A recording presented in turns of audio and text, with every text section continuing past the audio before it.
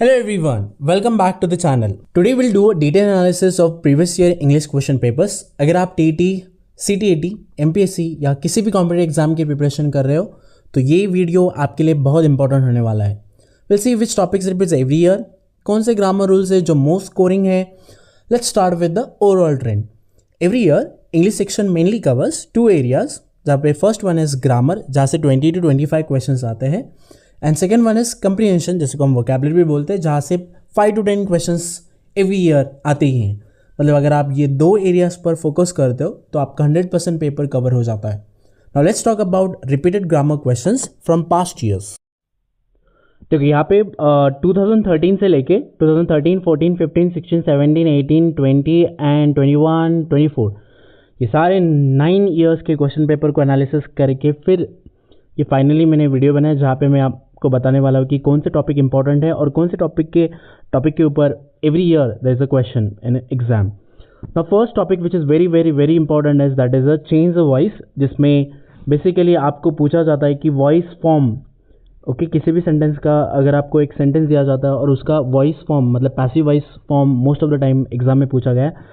तो देखो paper 1, paper 2, paper 1, paper 2, 2013 का पेपर 1, पेपर 2, पेपर 1, पेपर 2 ये ऐसा करके almost in every exam there is a question based on change the voice.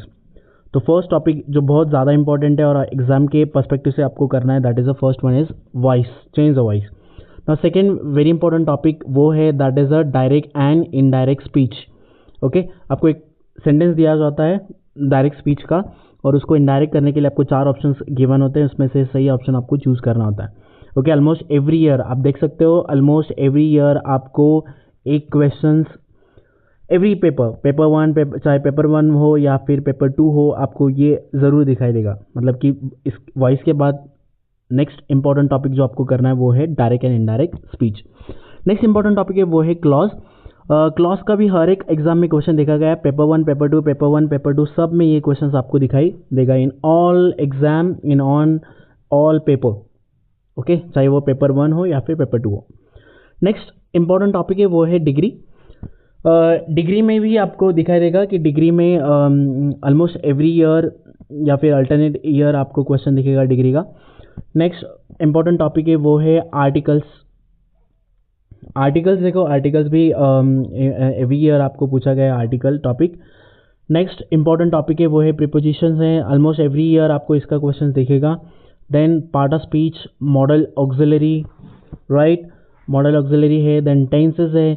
Okay अगर if you are specially preparing for the part 1, अगर आप part 1 के लिए prepare कर रहे हो तो these 3 questions are very important. Sorry one more question is there. First one is young one पूछा जाता है कि लेट्स से कैट है तो कैट का जो बच्चा होता है उसको क्या बोलेंगे, डॉग है उसका बच्चा है उसको क्या बोलेंगे. So this type of questions are been asked. Next is animal cry. तो एनिमल्स कैसे आवाज़ बनाते हैं, सो ये भी आपको most of the time exam में पूछा गया है.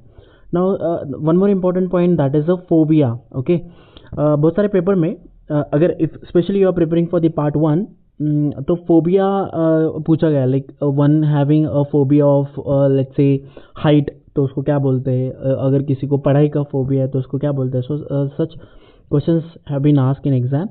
Next is animal home.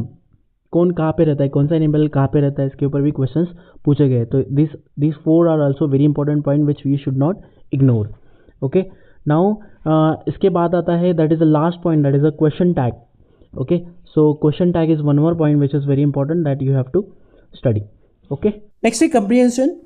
comprehension section में देखो passage usually easy होते हैं but question focus करते हैं on synonyms, antonyms and meaning based inference. so vocabulary में थोड़ा daily work करो. idioms, phrasal verb हो गया and one word substitution से 2-3 question fix आते ही है exam में.